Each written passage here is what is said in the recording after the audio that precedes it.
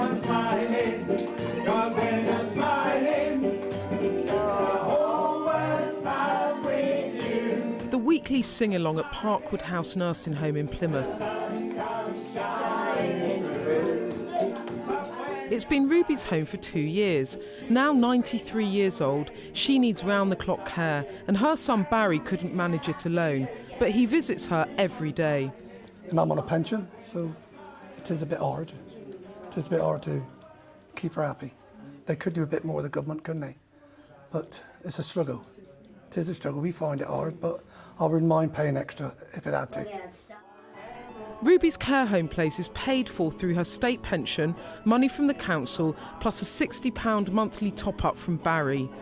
But homes like these are running on a knife edge as Plymouth Council struggles to cope with the rising cost of an ageing population and central government cuts. It wouldn't take that much to push a provider over the edge. So if you had a bad run, a difficult run, and you had a lot of things that went wrong in the building, for example, you could be facing a situation where there is a real cash crisis all of a sudden.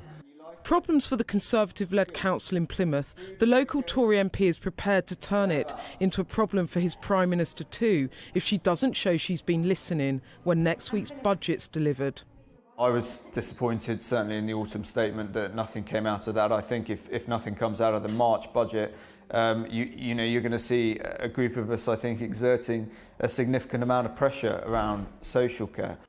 This picturesque marginal constituency on the south coast is beset by inequality, with affluent neighbourhoods sitting alongside some of the most deprived in the country. Over 40% of the council's £183 million a year budget is already spent on social care. Up and down the country, local authorities like Plymouth are trying to raise council tax bills as much as they can to try and plug the funding gap for social care. But this is a system at crisis point, and the answer can't come from places like here. It has to come from Westminster. This week, Plymouth Council voted through the biggest tax rise in 8 years. The proposed overall level of council tax increase for Plymouth City Council for 2017-18 is 4.49%. This Conservative councillor says she's done all she can. At the moment, we really are at tipping point. We can't sustain it in the system that we've got now. We do need to look at it. But I think initially we would like an upfront payment to help us through the initial gap, but that's just going to be a sticking plaster unless we do that full-scale reform.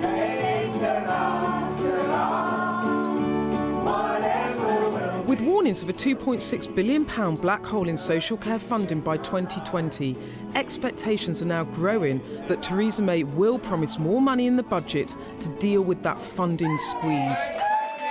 A Prime Minister who says she wants to build a country that works for all. What she does on social care next week will be her chance to offer up a real helping hand. Beth Rigby, Sky News, Plymouth.